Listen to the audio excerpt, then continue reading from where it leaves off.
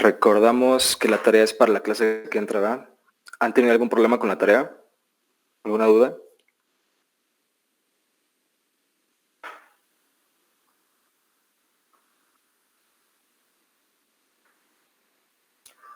¿Les quedó bien claro que es un cultivo puro? ¿Cómo se obtiene?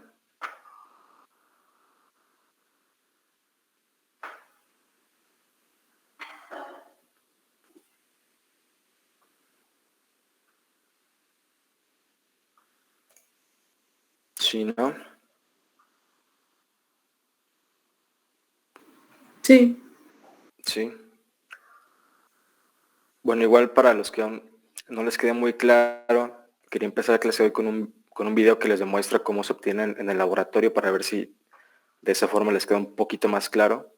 Y ya cuando volvamos al laboratorio ya lo vemos más de cerca, pero mientras tanto, con este video creo que les va a calmar algunas dudas a aquellos que todavía no puedan como visualizar muy bien cómo se hace esto en el laboratorio y por ende tal vez no puedan discernirlo a la hora de leer el paper. Entonces les voy a compartir este video. Está en inglés, pero trae subtítulos.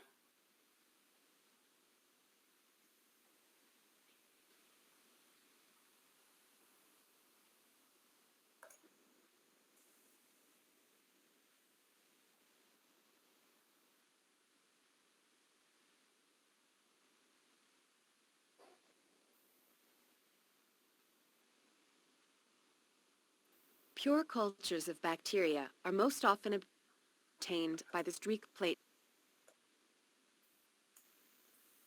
Ahí les pongo los subtítulos.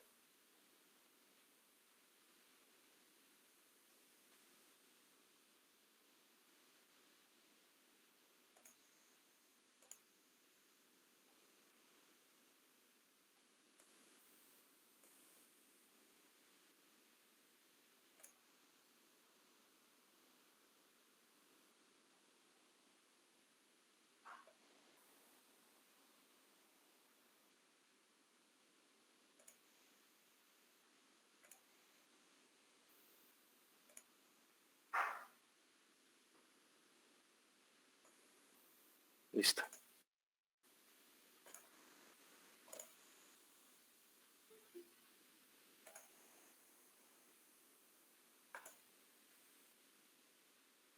Pure cultures of bacteria are most often obtained by the streak plate technique. In this procedure, an inoculum, a mixture of two bacteria in nutrient broth, is placed on a solid nutrient medium and then repeatedly diluted to separate individual cells. You will inoculate the agar using a 4-quadrant streak. ¿Sí lo están viendo? Sí. ¿Sí se ve el video? Sí. Ok, pues ahí empieza simplemente a decirnos la técnica de streak que vimos en la presentación. Vamos a ver cómo la realiza la chava en el lab. As shown. Use a fine-tipped Sharpie to divide the bottom of a nutrient agar plate into 4 quadrants. Label the bottom of the plate with your initials, the date, the type of medium, and the culture or source of the inoculum. You don't want to label the top of the plate because tops can get separated. Use a sterile loop to obtain the inoculum. We will use a loop full of Staphylococcus aureus. Flame your...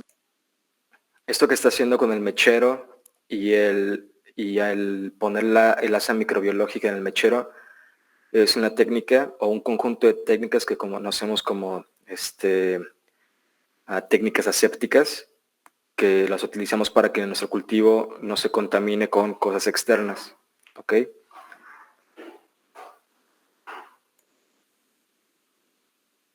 loop until it is red hot and let it cool. Así esteriliza el asa. Remove the cap from the tube, pass the tube through the flame, obtain a loop of bacteria from the tube. Vemos el cultivo microbiano líquido. Through the flame before recapping. La técnica aséptica. Lift one side of the Petri plate lid and streak about 1/4 of the agar with as many back and forth streaks as possible. Hold the loop like a pencil and gently touch the surface of the agar. Replace the lid and flame the loop.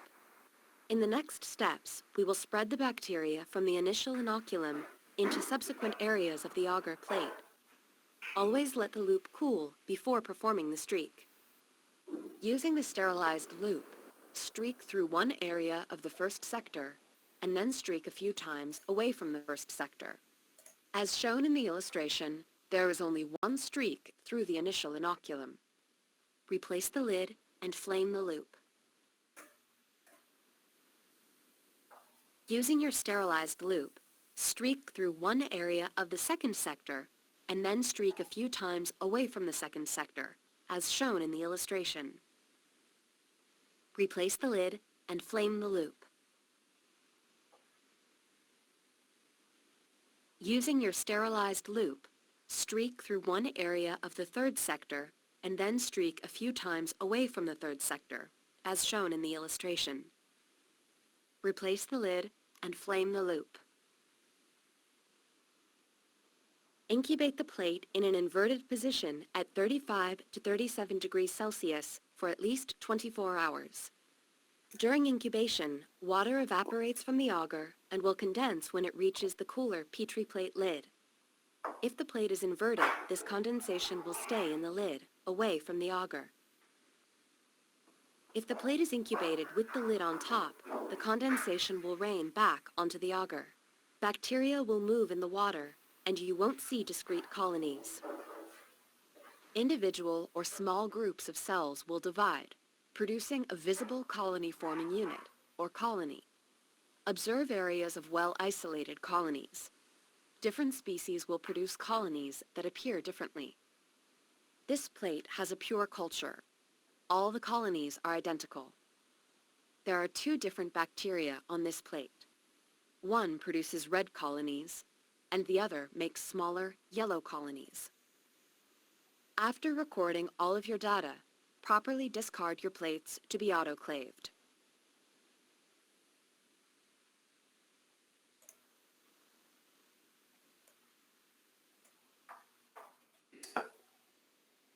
¿Alguna duda del video?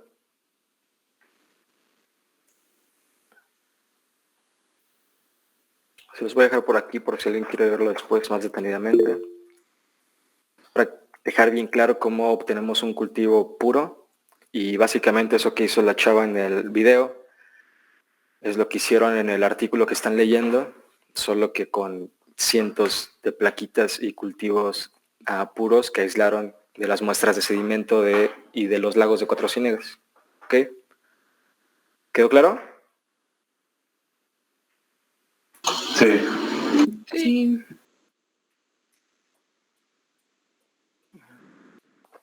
Ok, vamos entonces.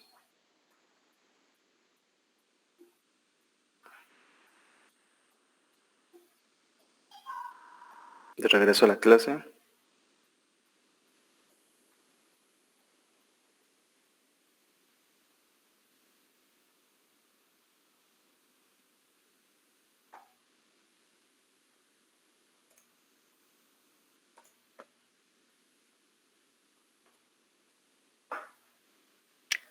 Si recuerdan, nos quedamos viendo lo que es bioenergética. Y vimos rápidamente la parte termodinámica de la bioenergética, que son la parte de las reacciones. Y si estas reacciones se pueden dar o no dar de una manera espontánea. Y vimos entonces que lo que va a hacer el microorganismo es acoplar reacciones de alta energía o espontáneas con reacciones que son más difíciles de realizar o que son endergónicas. Al acoplar estas reacciones, la célula puede realizar su metabolismo. En este caso, la reacción se utiliza el ATP para fosforilizar la glucosa. ¿Ok? Y nos da, ¿recuerdan este término qué significaba? Energía libre en condiciones reales, ¿no? En condiciones reales, muy bien. Aquí podemos calcularla en condiciones estándar de esta reacción. Y vemos que entonces en condiciones reales vamos a tener aquí una constante de equilibrio que cuando las reacciones están acopladas a ATP, que es como la célula permite las reacciones endergónicas, las permite que sucedan, acoplando reacciones exergónicas como la liberación de ATP, perdón, como el uso del ATP. Entonces vemos aquí que también tenemos esta tasa de ADP con ATP, que es la que también nos va a indicar las condiciones reales de las células, si se va a poder o no realizar esta reacción. Y vemos entonces que esta es también la clave importante de las condiciones fisiológicas de la célula, que es el radio ATP-ADP, y nos lo está dado por esta reacción, que es básicamente el ADP más el fosfato inorgánico, nos da ATP. Esta reacción es, ¿qué tipo de reacción es esta? ¿Endergónica o exergónica?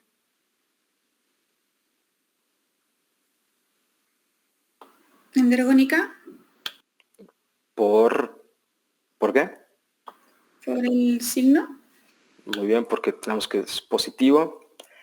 Y entonces básicamente esa es la barrera que tenemos que cruzar de energía para nosotros producir ATP. Y este también va a estar dado por la tasa de ATP y ADP. Entonces lo que debe quedar aquí bien claro, además de toda la parte energética, es que la tasa ATP-ADP es clave para la bioenergética, y que esta es la razón por la cual el ATP no funciona como una, ¿cómo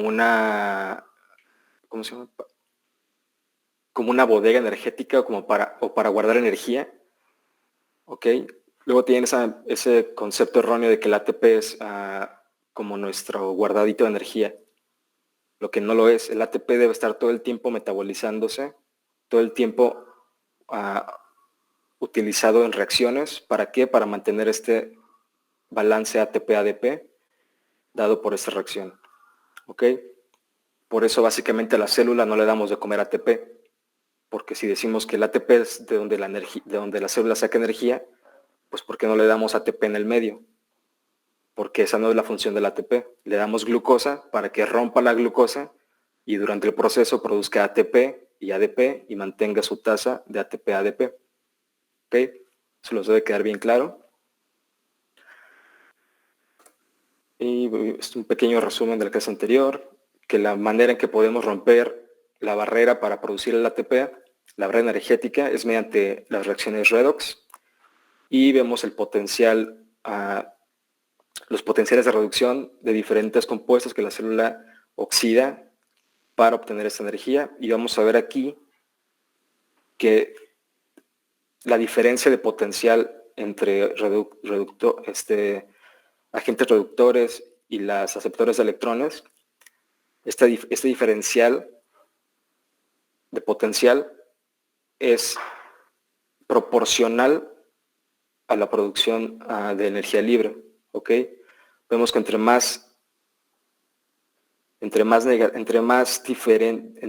la diferencial sea más alta entre el potencial de reducción, como este de hidrógeno-oxígeno, lo vemos acá, el hidrógeno dona los electrones al oxígeno para producir agua, y este gran diferencial también se ve reflejado en la producción o en la liberación de energía de esta reacción. Y entre más cerca estén las pares redox o el potencial de reducción, también va a ser más pequeña el diferencial de energía libre, ¿ok? Esto es un pequeño resumen de lo que vimos la otra clase.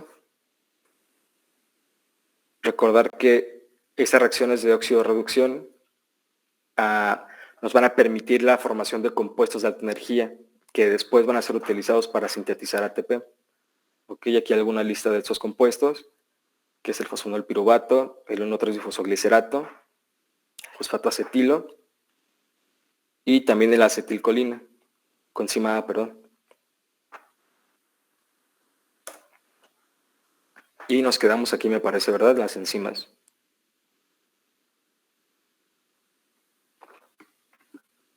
Entonces, que nos recuerda a alguien qué es una enzima y cuál es su función. Es un catalizador biológico. Un catalizador. ¿Y qué nos dice que hace un catalizador? Disminuye la energía de oxidación. Ok. disminuye la energía de activación de cierta reacción.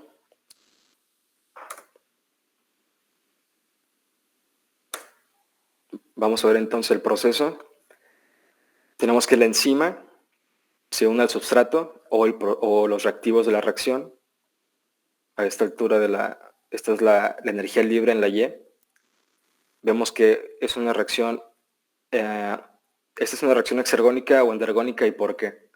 Esta que está representada en esta tabla, o en esta gráfica, perdón. Es exergónica porque va hacia abajo, ¿no? Porque va hacia abajo en las Y's, que es la energía libre, ¿no? Entonces empieza en una situación energética más alta, termina en una más baja, por lo cual es espontánea, es exergónica. En la función aquí de la enzima, porque esta reacción, como hemos dicho, es espontánea, o sea, se puede dar de manera espontánea, pero tenemos que superar esta energía de activación para que la molécula pues se convierta de los sustratos a los productos, y es en lo que nos va a ayudar la enzima. La enzima nos va a disminuir la energía de activación al unirse con el sustrato. Se forma aquí un complejo enzima-sustrato, y después la enzima queda liberada y los productos quedan liberados también. Aquí se ve un poquito más claro la función de una enzima. Como lo vimos para el transportador de lactato, esta es una imagen tridimensional que viene de la cristalización de proteínas. ¿Y para qué nos sirve estudiar estas imágenes tridimensionales, como lo vimos en el artículo?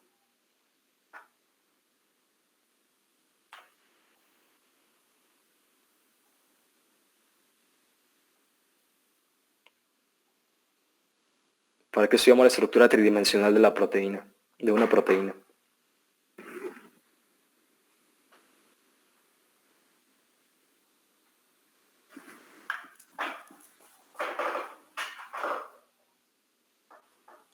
Sí, Melissa. Pues en el caso del transportador de lactato se estudió su forma para ver en qué lado pues, se unía el lactato y de qué manera que necesitaba para entrar a la célula, ¿no? O sea, de qué manera como activaba el transportador. Y pues en el caso de las enzimas me imagino que también es importante saber en qué sitio se une pues lo que necesita unirse en ese sitio, ¿no? Perfecto, muy bien. Entonces básicamente estudiamos a la estructura tridimensional de las proteínas para entender su función, ¿ok? Porque en proteínas la función viene según la forma de la proteína, la estructura. Y casi todo en biología se deriva de su estructura, se deriva su función. Y muy bien, como dijo Melissa, tenemos aquí una enzima que, igualmente que el transportador de lactato, tenemos aquí un sitio de unión de su sustrato. Solo que en las enzimas le llamamos un sitio activo, y en ese sitio activo es donde se unen los substratos. Vamos a ver, se me olvidó qué reacción cataliza esta enzima, perdón, por aquí vemos los substratos a los cuales se unen, y la vemos que está en una conformación abierta. A la hora que se le unen los substratos aquí abajo, vemos que tiene una conformación cerrada, como que se cierra aquí el sitio activo, o el bolsillo del sitio activo se cierra. ¿Por qué? Porque ya capturó los substratos, y ahora lo que va a hacer es catalizar la reacción. Básicamente, ¿qué es catalizar la reacción? La enzima lo que hace es poner uno junto al otro los sustratos que quiere, o los reactivos que quiere hacer reaccionar. Eso básicamente es la función catalizadora de una enzima: poner cerca de otras dos moléculas o las moléculas que quieren reaccionar. ¿Ok? Vamos a ver entonces que la enzima necesita a veces ayuda de otras moléculas para realizar la reacción. Vamos a ver aquí, por ejemplo, en este circulito amarillo, algo que se llama un cofactor, el cual los cofactores son necesarios para la función de la proteína, pero no participan en la reacción catalizada. ¿Okay? Este es un ion de magnesio, y básicamente lo que hace va a ser estabilizar la unión aquí del sustrato con la enzima. ¿Okay? Va a interaccionar con el sustrato solamente para que quede más estable la unión enzima-sustrato y se pueda realizar la reacción de manera efectiva. ¿Ok? Y vamos a ver otros componentes de enzimas, o más bien partes que le ayudan al enzima a hacer su función. Vamos a ver las coenzimas, que son muy importantes en bioenergética, porque estas sí están directamente involucradas en la reacción catalizada por la enzima. Una muy importante es la NADH, que ya vimos en una slide anterior. La NADH siempre va a estar, es una coenzima que va a estar unida a deshidrogenasas, ¿ok? En las reacciones de óxido de reducción, y como ya vimos, es la que nos va a capturar y va a donar, va a permitir la captura y la donación de electrones en las reacciones de óxido de reducción que pasan en la célula. Y también tenemos grupos prostéticos, que estos son unidos covalentemente en la proteína, son estructuras que se unen covalentemente en la proteína y usualmente contienen elementos como el hierro, como el fierro, que le da a la enzima también la capacidad de estar donando o aceptando electrones. ¿Ok? ¿Alguna duda?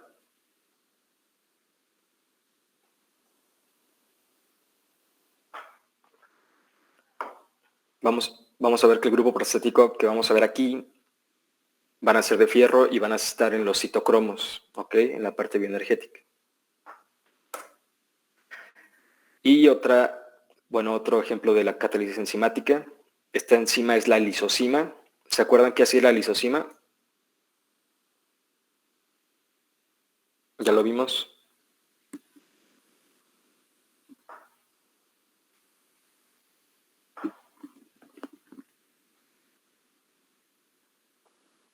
Era la que degradaba los enlaces del peptidoglicano. Excelente. Muy bien. Esta enzima degrada los enlaces del peptidoglicano.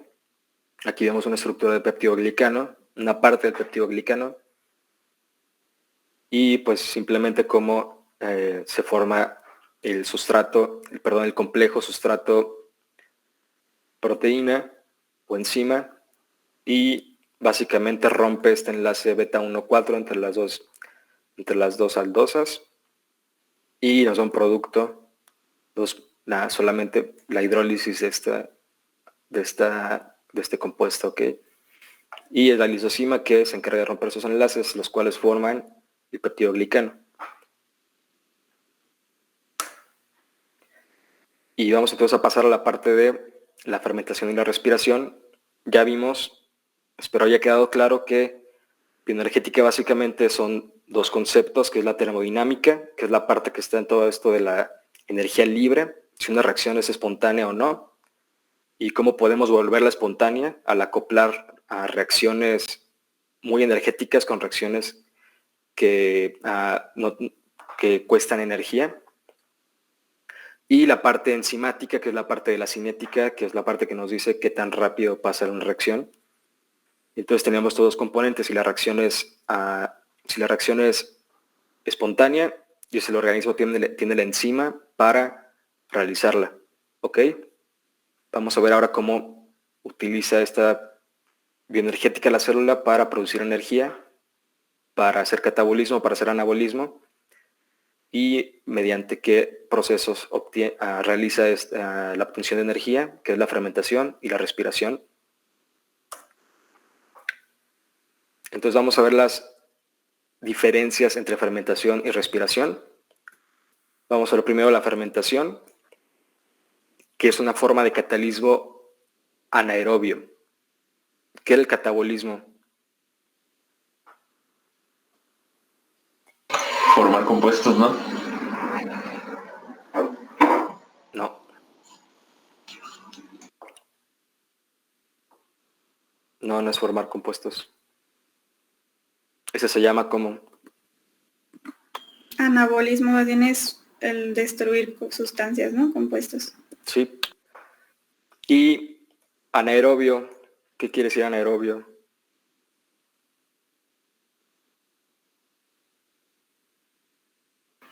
Sin la presencia del oxígeno.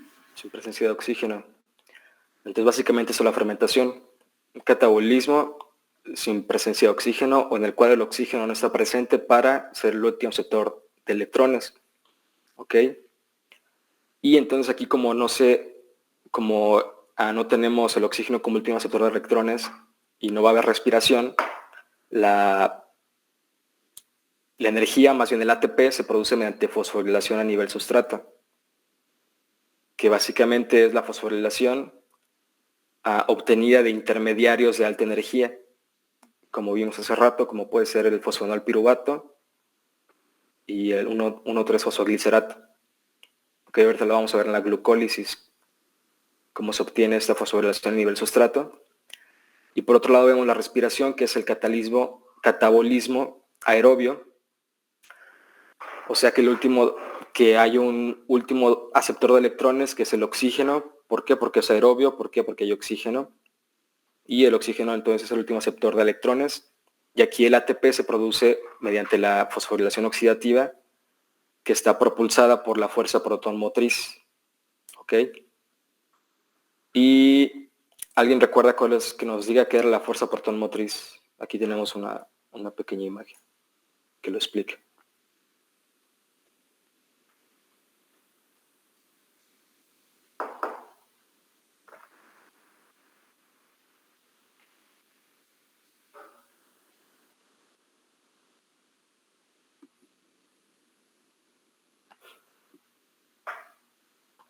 ¿Alguien se acuerda qué es la fuerza proton motriz?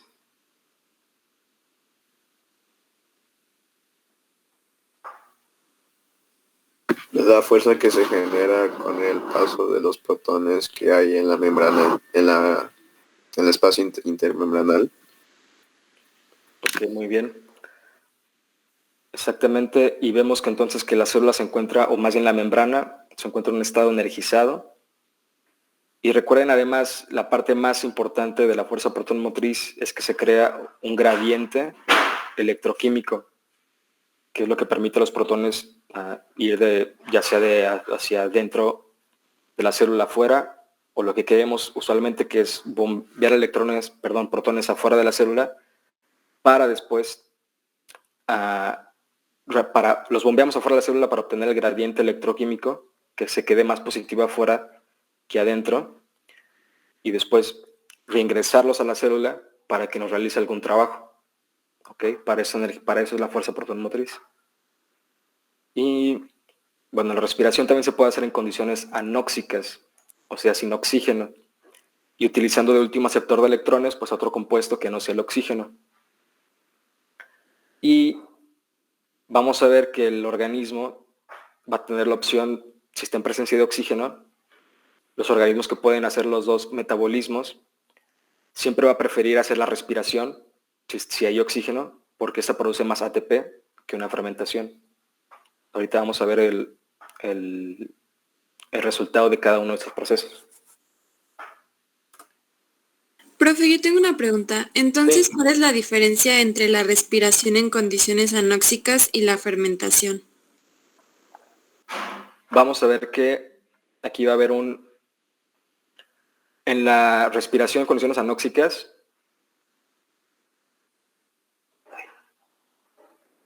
se va a dar también el transporte de electrones. Va a haber una en la membrana, ¿ok? Que es básicamente la respiración. La respiración es el transporte de electrones de un donador a un aceptor final de electrones en una cadena con una diferencia de potencial eléctrico. Como lo vimos, ¿te acuerdas el potencial que vimos hace rato? Es la respiración. Y el último aceptor de electrones de esta cadena de respiración, que es una cadena que va donando y aceptando electrones, puede ser el oxígeno y nos va a dar agua como último producto de esta reacción, o puede ser otro compuesto que no es el oxígeno. Ahorita vamos a ver que puede ser nitratos u otros compuestos, ¿ok? Pero aquí siempre va involucrado la fuerza proton motriz. O sea, esta cadena de electrones lo que va a hacer es aumentar el potencial electroquímico de la membrana al bombear protones afuera y después utilizarlos en la fuerza proton motriz para hacer ATP, ¿ok? Mediante las ATPasas. En la fermentación, esta fosforilación final que en la respiración se produce por la fuerza proton motriz, en la fermentación se produce mediante la fosforilación a nivel sustrato, ¿ok? En la cual, como este organismo no puede, por ejemplo, crecer en oxígeno, va a aprovechar la fermentación para producir su ATP, ¿ok? También va a tener alguna fuerza protomotriz, pero no va a ser utilizada para producir ATP, ¿ok? Sí, muchas gracias. ¿Sí quedó claro a todos? La diferencia es, en la fermentación se produce ATP por fosforilación a nivel sustrato, y en la respiración se produce ATP por la fuerza protomotriz, ¿ok? Que es la fosforilación oxidativa. Si no hay oxígeno, puede haber otro receptor final de electrones, ahorita lo vamos a ver, pero igual se va a producir por fuerza protomotriz. Vamos a ver la fermentación.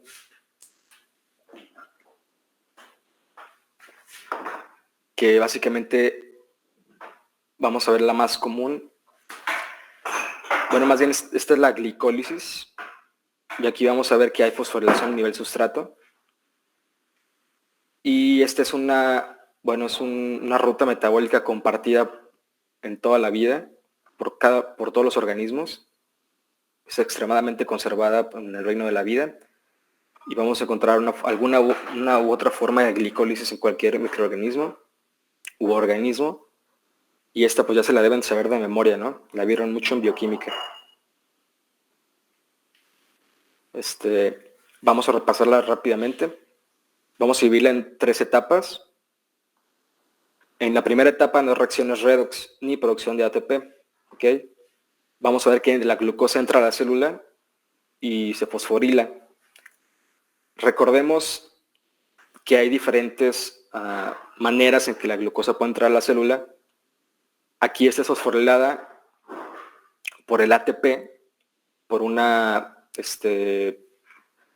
sinasa. Vamos a ver que las enzimas que fosforilan utilizando ATP se llaman sinasas. Sin embargo, nosotros sabemos que hay otra forma en que la célula introduce glucosa y además la fosforila, que cómo se llamaba ese tipo de transporte. ¿Traslocación de grupo? Muy bien, que se da a partir del fosfonol piruvato, que es un producto de la glicólisis, que de hecho lo tenemos aquí. Pero bueno, no nos adelantemos. Vemos entonces que empieza la glicólisis, se fosforila la glucosa para que quede atrapada dentro de la célula y pues siguen una serie de reacciones en la que otra vez entra otro ATP y nos da este compuesto que es la fructosa 1,6-fosfato. ¿Ok? Usualmente en biología no es necesario que se aprendan todas las reacciones, se tienen que aprender qué está sucediendo, ¿no? Y cómo se llaman en general las reacciones. Vemos entonces que si se introduce ATP a una célula, vemos que esta enzima va a ser una sinasa. Perdón, si se introduce ATP en la reacción, esta enzima se llama sinasa. Y vamos a ver que esta es la primera etapa de la glicólisis. Y pasando a la segunda es donde sucede la reacción de óxido-reducción, que nos va a permitir la formación de compuestos de alta energía. ¿Ok? Vemos que esta estructura de fructosa se rompe por esta enzima, una hidrolasa, en esa estructura que es el gliceraldehído 3-fosfato. Y esta va a ser la que se va a oxidar, esa estructura, mediante una reacción de óxido-reducción, acoplada a una reacción de óxido-reducción que involucra el NAD. ¿Se acuerdan qué era el NAD? Lo acabamos de ver.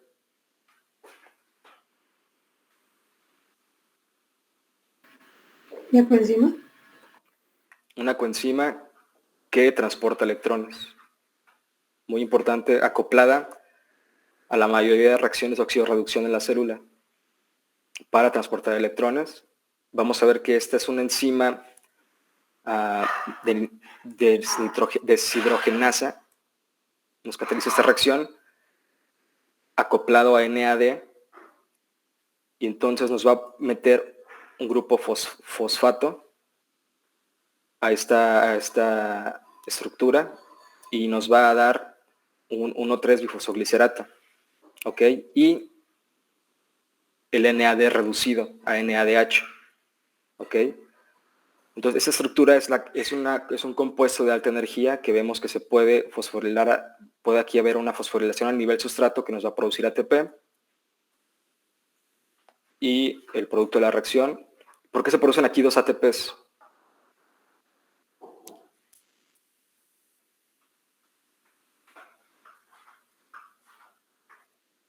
¿Por qué no uno?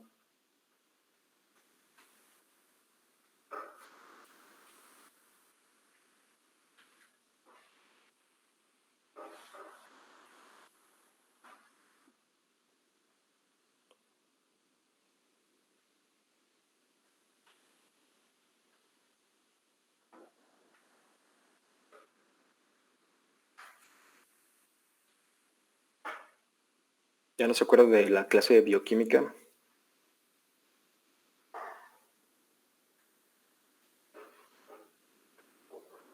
Según recuerdo es porque a un par de pasos antes como que se separa en dos, entonces están dando como dos reacciones simultáneamente, ¿no? Dos reacciones iguales. Lo que pasa aquí en la etapa 1 es que la fructosa 1,6-fosfato que está aquí se hidrolizó en dos moléculas de gliceraldehído 3-fosfato. ¿Ok? O sea, aquí hay dos moléculas. En realidad se hidrolizan estas dos, en gliceraldehído 3-fosfato y en este de acá. Pero aquí tenemos una enzima que nos va a convertir esta estructura en gliceraldehído 3-fosfato, que es la que realmente entra en la glicólisis. ¿Ok? Entonces, ¿por qué se forman dos ATPs? Porque la glucosa, que empezamos aquí con 6 carbonos, es partida, se hidroliza en compuestos de 3 carbonos. O sea, como eran 6, ahora son 2 compuestos de 3 carbonos. Entonces, cada uno de esos compuestos va a entrar aquí en la etapa 2. Por eso se utilizan 2 NADs, por eso se producen 2 NADHs y por eso tenemos 2 ATPs, porque es la reacción para cada una de estas dos 1,3-gliceraldehído 3-fosfato. ¿Ok? Entonces esta es la parte más importante de la reacción, ¿ok? Esta parte de oxidorreducción es la que nos permite la producción de este compuesto de alta energía, que es el 1,3-bifosfoglicerato, y eso va a permitir la fosforilación a nivel sustrato que nos va a producir un ATP. Y después más adelante, aquí cuando llegamos al fosfonol piruvato,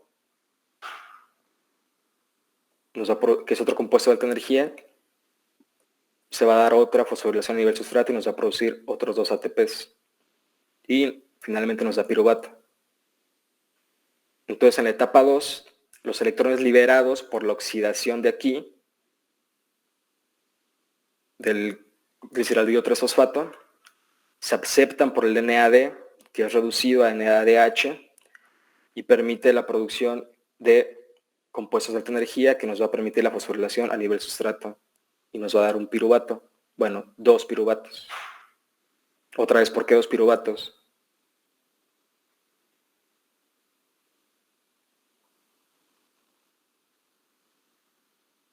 Por la hidrólisis de la fructosa. Muy bien, porque tenemos la hidrólisis acá de la fructosa.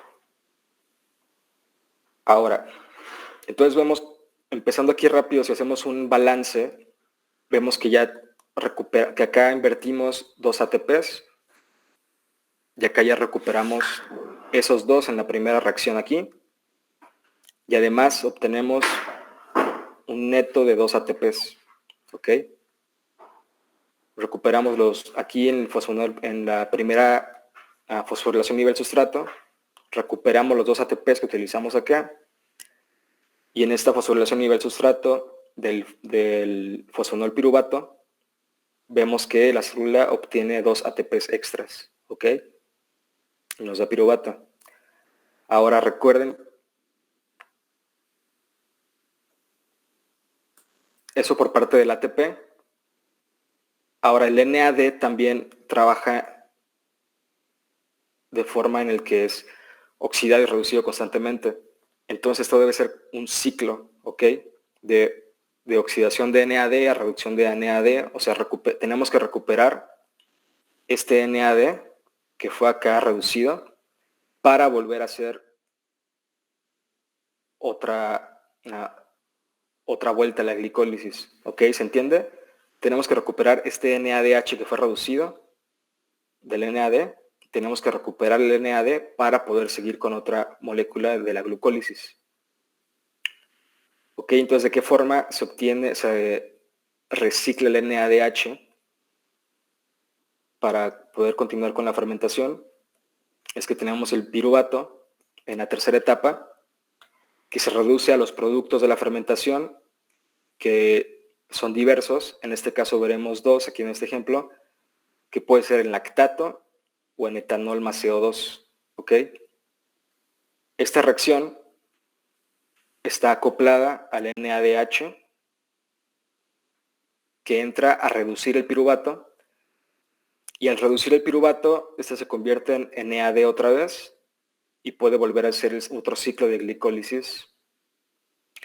Y nos da como resultado ya sea 2 lactatos o 2 moléculas de etanol con 2 moléculas de CO2. ¿Ok? Dependiendo del microorganismo nos va a dar lactato o etanol. Por ejemplo, las levaduras, en su fermentación, su producto va a ser etanol y CO2. Y de bacterias acidolácticas nos va a dar su producto de fermentación, el lactato. ¿Ok? ¿Sí quedó claro la glicólisis?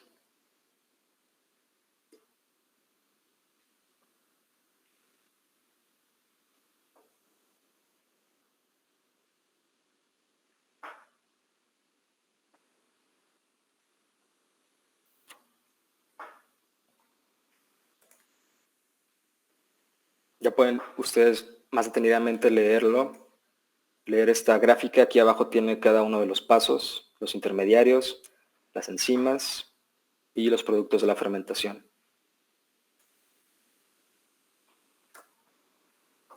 Vamos a ver entonces que hay una diversidad fermentativa según el microorganismo, que según el sustrato que pueda fermentar ese microorganismo o los productos que se forman, vamos a llamarle el tipo de la fermentación. ¿Ok? Vamos a ver la fermentación que vimos ahorita, que es la alcohólica, que se realiza el sustrato es una hexosa, o sea, la glucosa, y el producto de la fermentación son 2 etanoles y 2 moléculas de CO2, y vemos que microorganismos que la pueden realizar son las levaduras y las cimamonas. ¿Ok? Vemos la otra fermentación que vimos, que es la homoláctica, que igual convierte de glucosa a lactato, y vemos que algunos microorganismos clásicos son los lactobacillus que pueden producir esta fermentación. Y de aquí vamos a ver muchísimas variaciones que veremos más adelante. Por ejemplo, esta heteroláctica, que además de lactato nos produce etanol y CO2, ¿ok? Que también algunos lactobacillus la pueden realizar.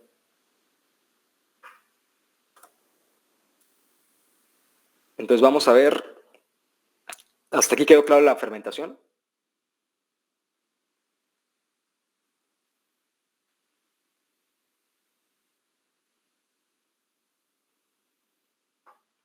Vamos a preguntar cuál es el objetivo entonces de la fermentación.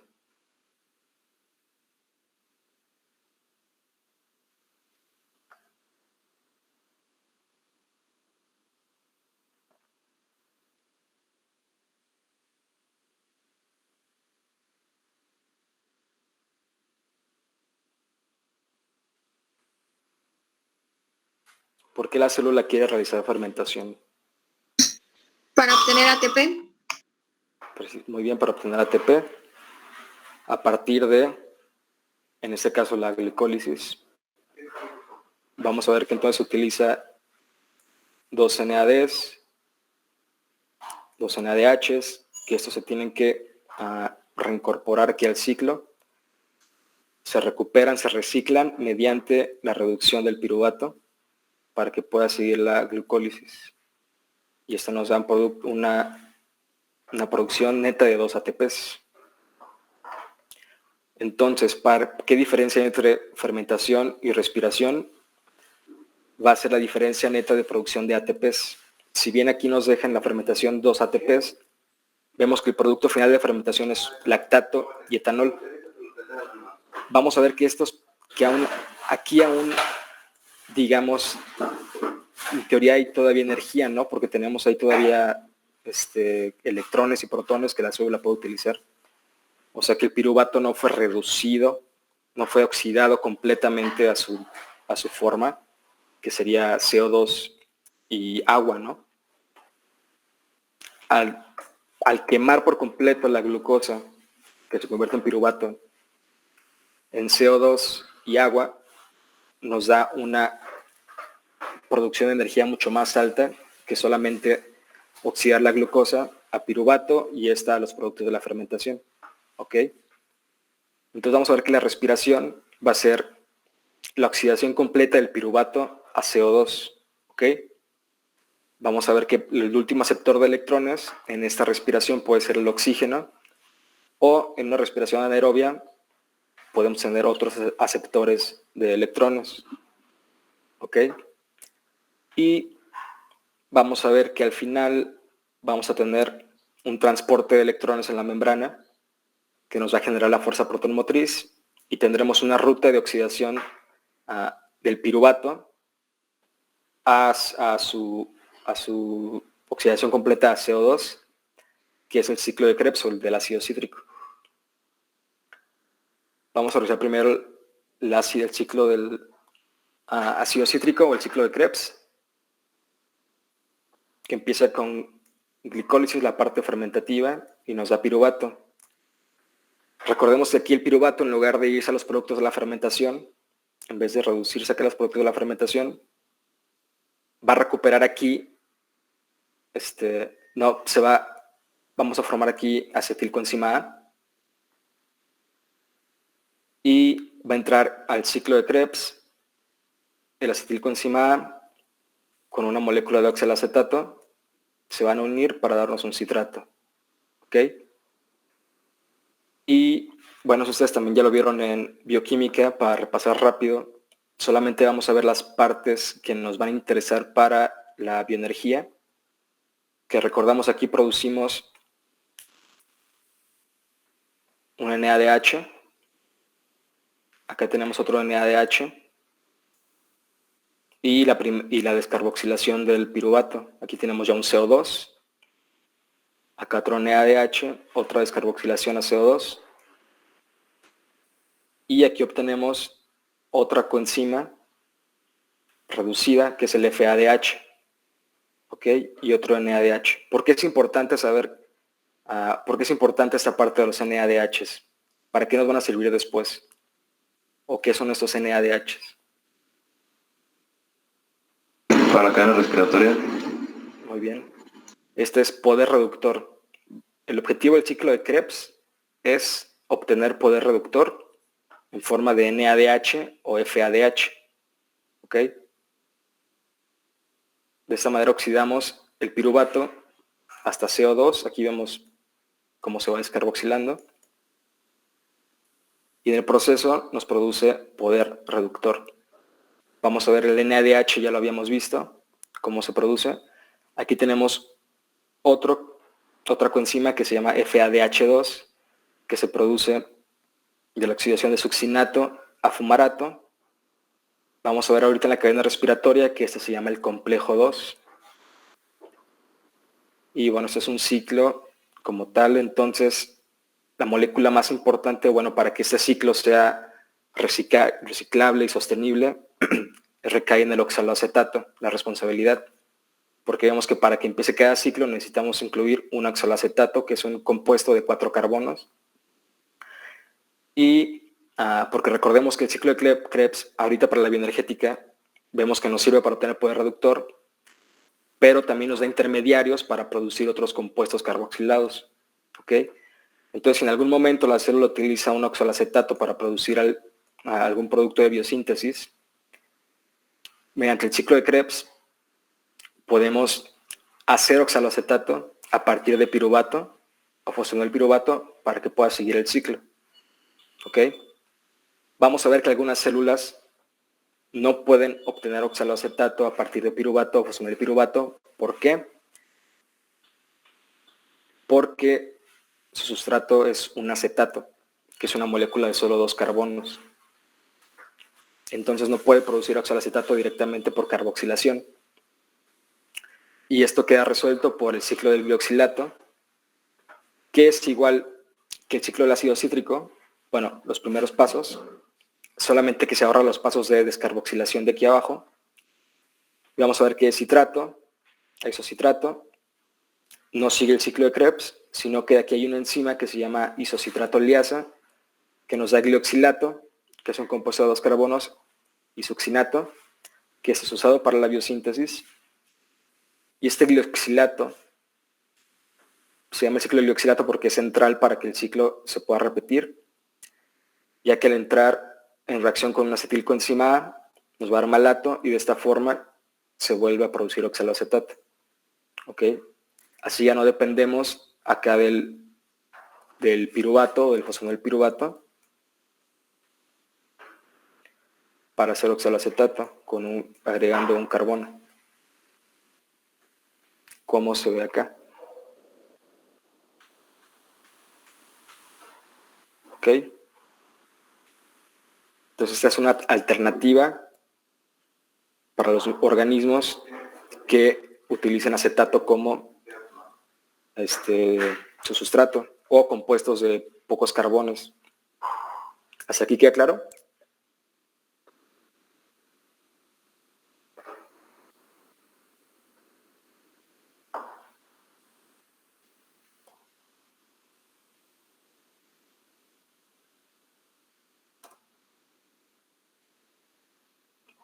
Bueno, ahora vamos a ver qué le pasa al NADH y al FADH. Recordemos que la respiración se da por intermediarios, que son los transportadores de electrones. Tenemos el NADH, que ¿de dónde lo sacamos? El ciclo de Krebs. Muy bien. Y este nos va a aceptar y transferir 2 electrones y 2 protones. Vamos a ver que los transportadores los puse ordenados según su potencial de reducción. ¿Ok? Y de esta forma también están acoplados en la membrana. O sea que van del más negativo al más positivo. ¿Para qué? Pues para crear aquí un gradiente de potencial que nos va a dar al final la fuerza protonmotriz. O más, nos va a dar la energía para poder bombear protones que nos va a producir la fuerza protonmotriz. Vemos aquí otro transportador, la flavoproteína, el FMN, FMNH2, que acepta 2 electrones, 2 protones, pero solo puede transferir electrones. Ahorita veremos por qué solo puede transferir electrones y no protones. Vemos después las ferradoxinas, las quinonas y los citocromos. ¿Se acuerdan cómo acabamos de ver cómo se llama este tipo de compuestos que están acoplados a los citocromos?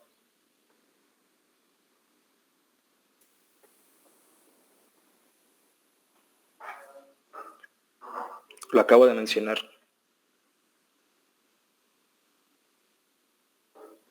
Hace como 4 diapositivas. ¿El grupo prostético? Excelente, es un grupo muy bien, es un grupo prostético, es un grupo hemo. ¿Por qué hemo? Porque tiene aquí un átomo de fierro que puede sufrir reacciones de oxidorreducción, o sea que nos puede aceptar o transferir un electrón. ¿Ok?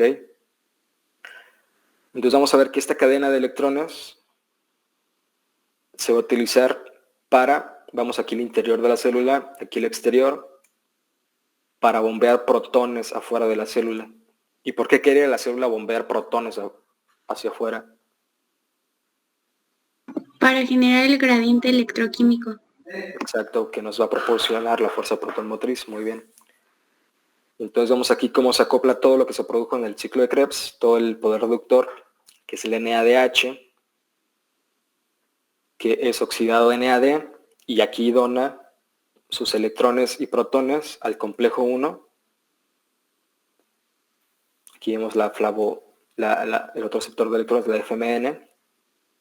Y se acuerdan que les comentaba que puede pasar los electrones pero no puede donar los protones. Y aquí se ve por qué, porque los protones van a ser bombeados hacia afuera, ¿ok? Igualmente esa ferrodoxina no puede aceptar protones, solo electrones. Y bueno, la célula es muy inteligente, sabe por qué, porque lo que le interesa no es pasar los protones acá, sino bombear los protones afuera de la célula para obtener el gradiente electroquímico. Y pues vemos aquí la respiración oxidativa y vemos aquí el complejo 2. Ya les había mencionado el complejo 2. ¿Dónde lo habíamos visto? Es el que acepta los electrones del FADH, ¿no? Que estaba en el ciclo de Krebs, ¿no? Vemos aquí directamente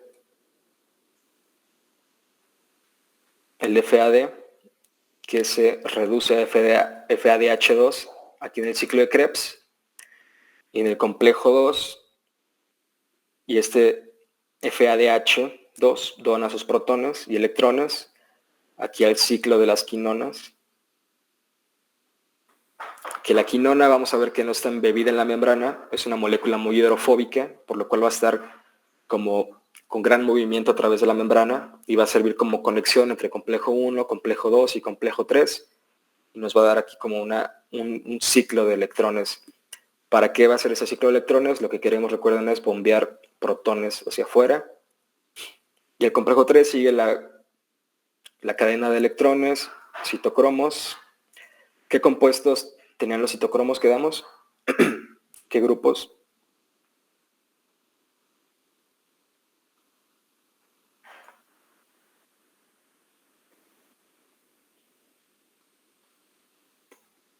Lo acabamos de ver, el citocromo Hemo. Grupo hemo, que es un grupo prostético. ¿Va? ¿Y qué tiene el grupo hemo? Hierro. Hierro, lo cual le permite aceptar y donar electrones. Entonces aquí la última parte del complejo 4 es una serie de citocromos que nos donan electrones. Y vemos el último aceptor de electrones acá, que va a ser el oxígeno. Y nos va a dar el producto final de la fosforilación oxidativa, que es agua. Y eso también, esta reacción nos va a ayudar también a bombear protones afuera. ¿Ok? Entonces, vamos a ver que aquí se genera el potencial electroquímico. La cadena de respiración nos genera este potencial electroquímico al bombear protones afuera de la célula.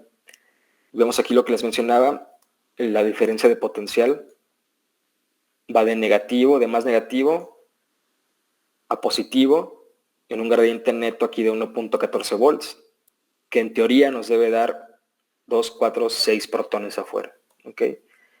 En teoría, porque vamos a ver que diferentes microorganismos pues van a tener diferentes necesidades y pueden utilizar sus electrones para otras cosas y van a tener un menor potencial aquí energético.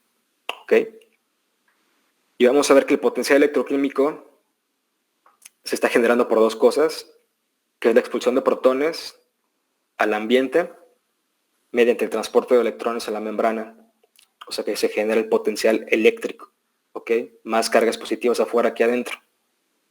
Y además, esto invariablemente nos va a aumentar el pH al tener más cargas positivas afuera, más protones, perdón. Vamos a hacer un gradiente de pH que va a ser más ácido afuera que adentro, ¿ok? Y esto es lo que nos va a cargar la membrana, nos la va a energizar para hacer la fuerza protomotriz. Recuerden la analogía con las baterías. Se carga la batería y para usar la batería se tienen que regresar los iones para acá. ¿Okay?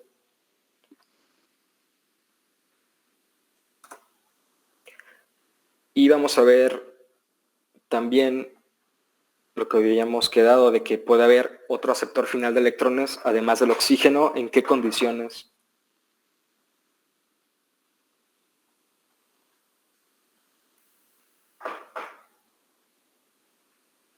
Anaerobia. Muy bien. En condiciones anaerobias, o sea, en las que no hay oxígeno, vamos a ver que algunas células, algunos microorganismos pueden utilizar otros aceptores de electrones para realizar la respiración. Aquí tenemos dos diferentes cadenas de respiración de E. coli. Vamos a ver que E. coli es algo que se llama un anaerobio facultativo. Lo veremos en la siguiente unidad, que depende si hay presencia de oxígeno o ausencia de oxígeno. Puede respirar o hacer fermentación, o en su respiración utilizar otro aceptor de electrones final. Vemos aquí de este lado en la A, en su crecimiento en oxígeno, en presencia de oxígeno, exterior, interior. Vemos igual aquí la cadena de respiración. Vemos cómo los electrones van brincando de diferentes complejos hasta que al final, en el citocromo, el oxígeno se reduce a agua. ¿Ok? Igualmente lo que nos da es un bombeo de protones afuera de la célula. Y ahora vemos de este lado B, interior, exterior. Vemos igual la cadena de respiración. Vemos que es muy parecida o idéntica hasta que llegamos aquí al citocromo B. Vamos a ver que en lugar de tener aquí otro citocromo para donar los electrones para la reducción del oxígeno, vamos a tener una nitrato reductasa aquí acoplada a la membrana. ¿Y qué va a pasar? El último aceptor de electrones, como aquí no hay oxígeno, va a utilizar el nitrato, ¿ok? Que será reducido a nitrito. Como vemos aquí, como el nitrato, si ustedes se fijan en las diapositivas anteriores, ¿se acuerdan que había una tabla de potencial de potencial redox? Van a ver que el nitrato pues está mucho más arriba en la tablita que el oxígeno, por lo cual no va a generar la energía suficiente para poder bombear protones afuera. ¿Ok? Si se fijan en este paso no se bombean protones, se utilizan para reducir el nitrato. Sin embargo, acá en la respiración, en los pasos anteriores, sí se pudieron bombear los protones. Por lo que E. coli, ¿de cuál de los dos va a sacar más energía? ¿De cuál de las dos ¿de cuál de las dos cadenas de respiración va a obtener más energía? ¿De una cadena de respiración de oxígeno, en presencia de oxígeno, o de una cadena de respiración en el que el aceptor final es otro que el oxígeno? ¿Y por qué?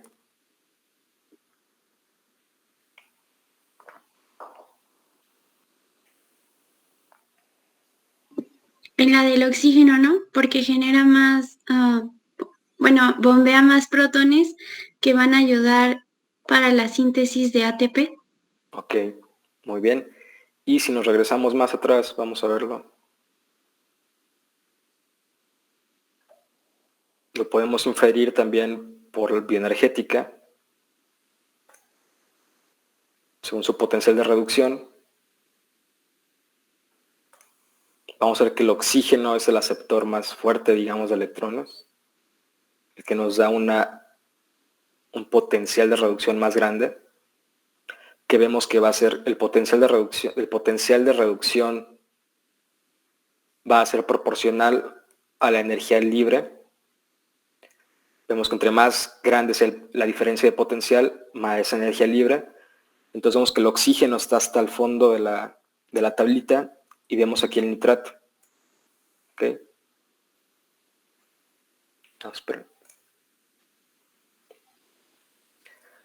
Este no, porque este nitrato, si se fijan, lo reduce hasta nitrógeno elemental. Lo que estamos viendo es este de acá. Ah, qué feo. Bueno, este de aquí. Se fijan la diferencia acá de potencial. Como vemos que entonces es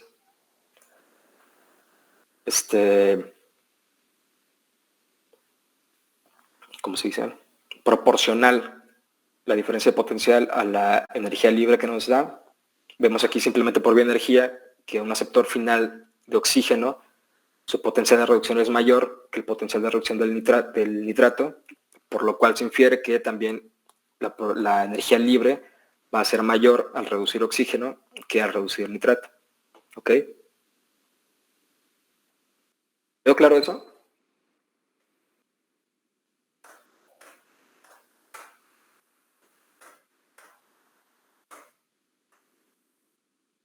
Por acá de este lado tenemos otro ejemplo de condiciones anaerobias, pero de la bacteria Pseudomonas, que igual vemos comienza la respiración de una manera muy similar a los demás. La NADH, el fierro azufre, la quinona, el citocromo B. Y después vemos que igual que E. coli, tiene una nitrato reductasa que reduce el nitrato a nitrito, pero esa tiene la capacidad de seguir reduciendo el nitrito hasta nitrógeno elemental. ¿Se fijan? Y eso también aquí le va a dar un protón extra, que solamente reducirlo hasta a nitrito. Este protón extra no lo tiene el E. coli porque E. coli solo lo redujo, el nitrato lo redujo hasta nitrito nada más. Pseudomonas puede reducir el nitrato hasta el nitrógeno elemental, lo que le va a dar la energía suficiente para propulsar al otro electrón. ¿Ok? Que esto además otra vez lo podemos ver en nuestra tabla de potencial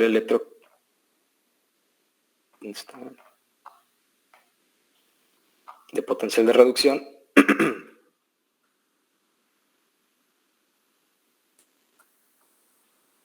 Ya que tenemos el nitrato que se reduce solo hasta nitrito aquí, y más abajo en la tabla tenemos el nitrato que se reduce completamente a nitrógeno elemental.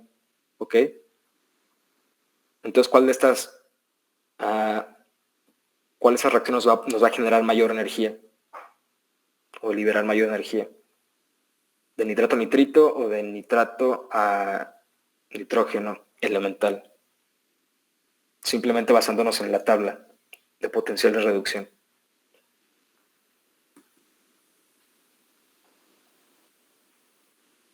De nitrato a nitrógeno elemental. Sí, porque está más abajo en la tabla.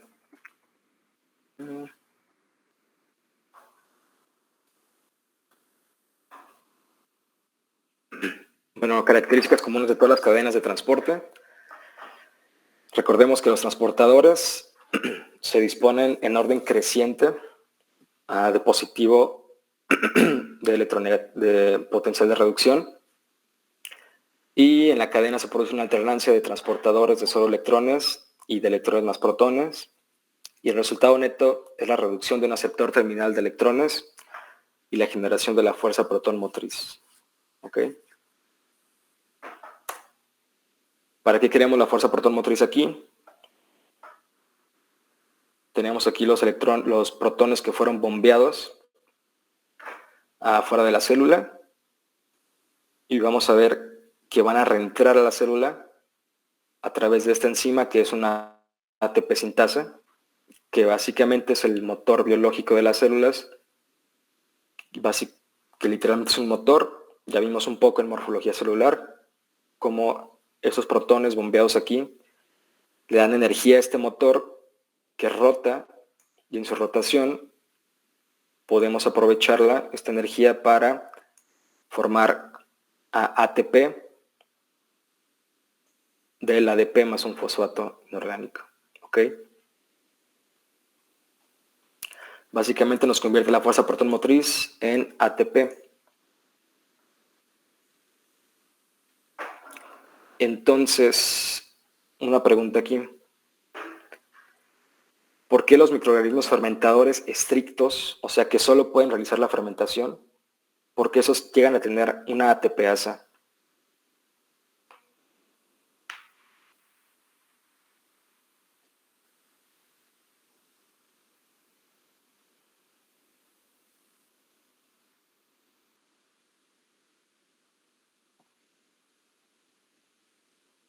¿De qué le sirve la ATPasa si no producen acá protones mediante la respiración? Si no bombean protones por la respiración, porque todos lo usan en fermentación, ¿de qué le sirve tener una ATPasa?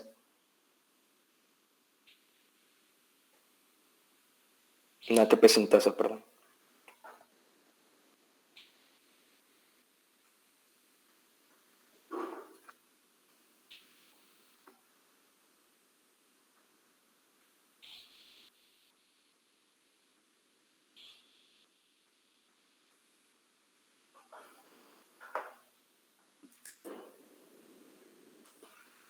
¿No se les ocurre por qué?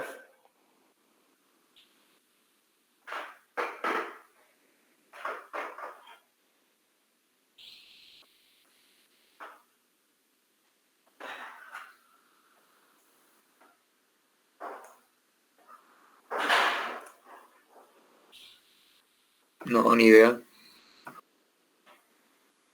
Bueno, recordemos que todos los microorganismos van a necesitar de la fuerza proton motriz. Todos, aunque de ella no obtengan energía, porque son fermentadores, aún así necesitan fuerza proton motriz, por ejemplo, para la introducción de compuestos por los transportadores. ¿Ok? Entonces, la ATP sintasa también puede ir, si se fijan aquí, es reversible, puede ir al revés. ¿Ok? En lugar de que los protones entren aquí y se crea ATP, podemos utilizar ATP para bombear protones afuera y generar así una fuerza proton motriz para el microorganismo y la utilice para sus necesidades. ¿Ok? ¿Se fijan? Porque como les mencionaba, la fuerza proton motriz se necesita para cualquier ser vivo, para cualquier microorganismo, y se va a generar por diferentes mecanismos. Uno de ellos es, como les digo, mediante la propia ATP sintasa. Si gastamos ATP para bombear protones afuera de la célula, ¿ok? Vemos cómo se genera también, como lo vimos hoy, por respiración, la fuerza proton motriz. Algunos organismos la generan también por intercambio de iones. En lugar de protones, su fuerza proton motriz está propulsada por aniones, como lactato o malato. Y bueno, igualmente al estar poniendo desechos, más bien exportando desechos fuera de su célula, también se puede cambiar aquí la fuerza, realizar un gradiente de potencial, ¿ok?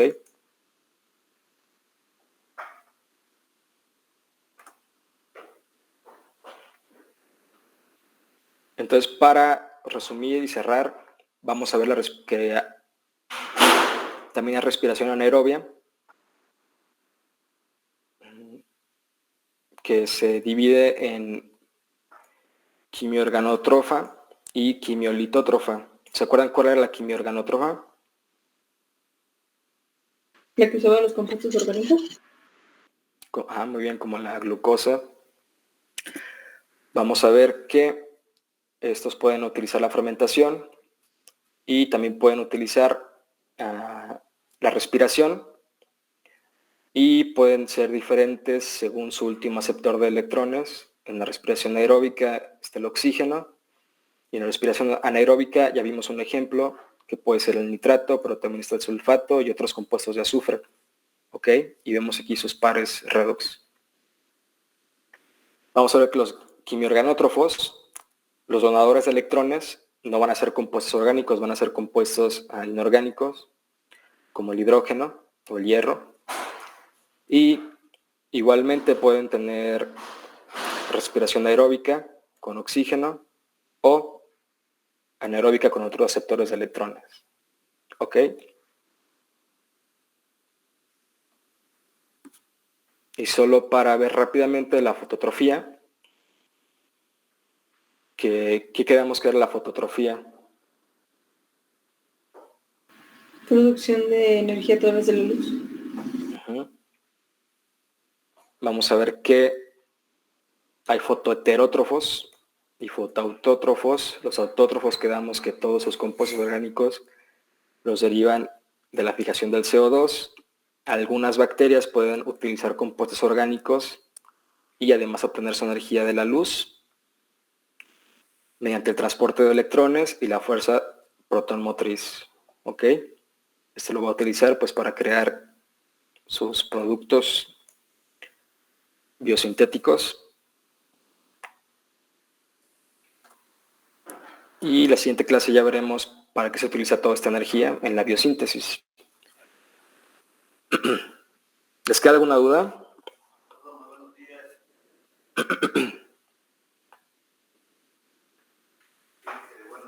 Este tema es muy importante para la siguiente unidad. Entonces, les debe de quedar bien claro.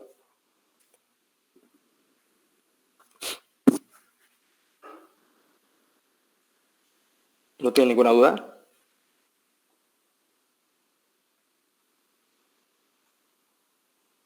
¿Está la presentación en el Classroom? Sí. Ok, gracias.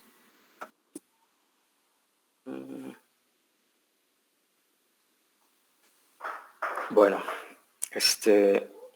si no hay dudas, nos quedan 5 minutos. Me estaba preguntando sobre el examen.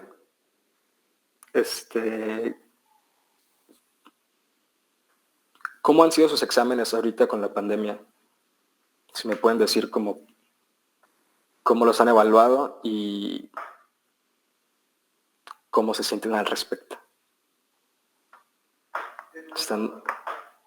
¿Cómo han sido sus exámenes durante la pandemia?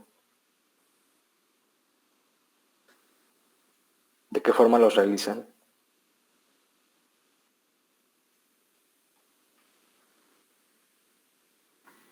Pues normalmente nos mandan un PDF y lo contestamos.